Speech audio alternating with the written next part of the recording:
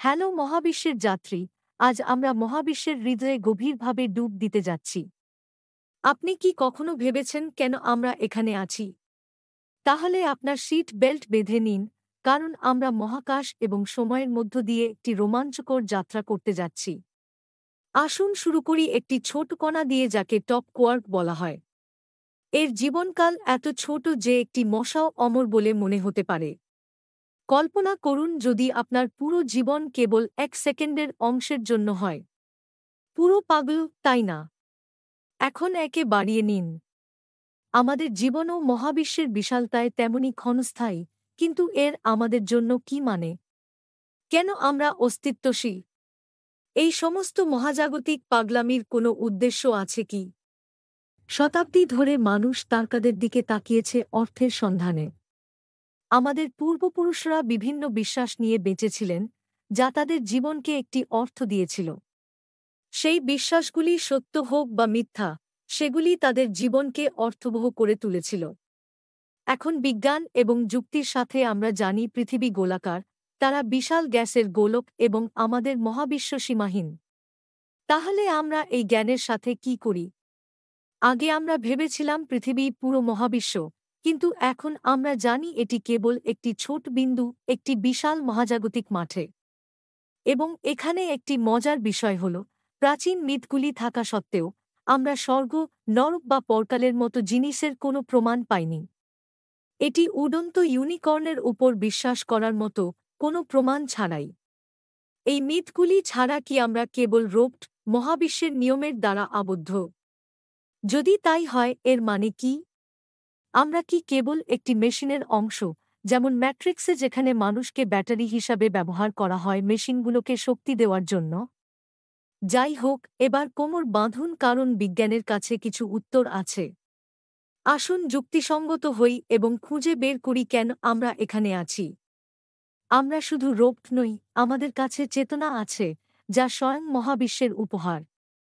আমাদের মস্তিষ্ক, তার সমস্ত অদ্ভুততা এবং জটিলতার সাথে, আমাদের অনন্য করে তোলে। চেতনা কোনো রহস্যময় আত্মা নয়, এটি আমাদের মস্তিষ্কের পারস্পরিক ক্রিয়াকলাপের একটি উদ্ভাসিত সম্পত্তি। তাহলে আসুন আমাদের মস্তিষ্কের আশ্চর্যজনক শক্তিগুলিকে আলিঙ্গন করি এবং দেখি মহাবিশ্ব আমাদের জন্য কি রেখেছে। কিন্তু অপেক্ষা করুন, আমাদের উদ্দেশ্যকে সত্যিই বোঝার জন্য আসুন কিছু প্রাচীন জ্ঞানের দিকে ফিরে যাই, হিন্দু পুরাণের দিকে। এই প্রাচীন গ্রন্থগুলির মতে, মহাবিশ্ব একটি ঐশ্বরিক খেলা, লীলা, যা ঈশ্বর সৃষ্টি করেছেন। প্রতিটি আত্মান হল ঐশ্বরিকের একটি অংশ, যা তার আসল রূপকে চিনতে একটি যাত্রায় আছে।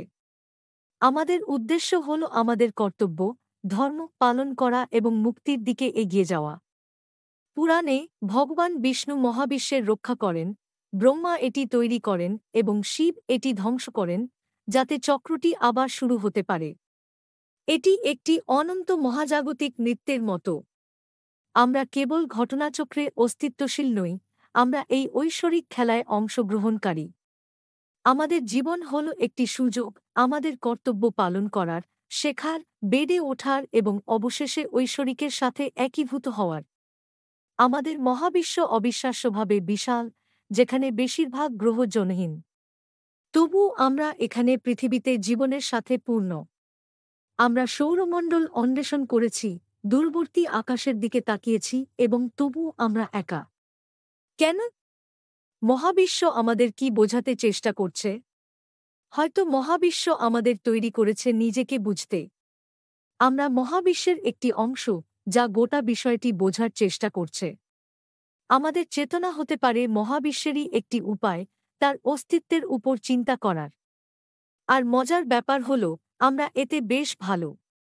আমরা অসংখ্য চ্যালেঞ্জের মুখোমুখি হয়েছি এবং একটি বিস্ময়কর প্রযুক্তিগত সাফল্য অর্জনকারী প্রজাতি হিসাবে বিকশিত হয়েছি। কিন্তু এখানে একটি ধরার বিষয় আছে, আমাদের জীবনকাল মহাবিশ্বের তুলনায় হাস্যকরভাবে ছোট। এটি একটি সেকেন্ডের তুলনায় 1 বিলিয়ন বছরের সমান।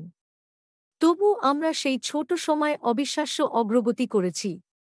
আমরা প্রযুক্তি তৈরি করেছি, মহাকাশ অন্বেষণ করেছি এবং এমনকি আমাদের জীবনকে দীর্ঘায়িত করার রহস্য উন্মোচন করতে শুরু করেছি। অ্যান্টিএজিং গবেষণা থেকে শুরু করে কৃত্রিম বুদ্ধিমত্তা পর্যন্ত আমরা মানব হওয়ার সীমাগুলিকে অতিক্রম করছি। তাহলে আমাদের উদ্দেশ্য কি? এটি সম্ভবত এগিয়ে যাওয়া, অন্বেষণ করা, তৈরি করা এবং বোঝা। মহাবিশ্ব বিশাল এবং উদাসীন হতে পারে, কিন্তু আমরা এটি অর্থ, জীবন এবং চেতনায় পূর্ণ করতে পারি। আমাদের চ্যালেঞ্জ হল আমাদের মস্তিষ্ক, আমাদের প্রযুক্তি এবং আমাদের সৃজনশীলতার ব্যবহার করা মহাবিশ্বকে একটি সমৃদ্ধ, প্রাণবন্ত স্থানে পরিণত করার জন্য। কল্পনা করুন একটি ভবিষ্যৎ যেখানে মানুষ ছায়াপথে ছড়িয়ে পড়ে, জনহীন গ্রহগুলিকে নতুন বাড়িতে পরিণত করে। আমরা মহাবিশ্বকে জীব ও চেতনায় পূর্ণ করতে পারি, এটিকে একটু কম একাকী করতে পারি। আর কে জানে, হয়তো এটাই চূড়ান্ত উদ্দেশ্য, মহাবিশ্বকে জীবন দিয়ে পূর্ণ করা। তাহলে আপনি কি মনে করেন? আমরা কি এই চ্যালেঞ্জের জন্য প্রস্তুত? আমরা কি মহাবিশ্বকে একটি জীবন্ত, প্রাণবন্ত স্বর্গে পরিণত করতে পারি? আপনার চিন্তাভাবনা মন্তব্যে শেয়ার করুন এবং আমাদের বলুন কি আপনার জীবনে অর্থপূর্ণ করে তোলে। পরের বার পর্যন্ত অন্বেষণ করুন, কৌতূহলী থাকুন এবং মনে রাখবেন, মহাবিশ্ব আপনার এটি অন্বেষণের জন্য। আরও মহাজাগতিক অ্যাডভেঞ্চারের জন্য লাইক, শেয়ার এবং সাবস্ক্রাইব করতে ভুলবেন না। পরবর্তী ভিডিওতে দেখা হবে।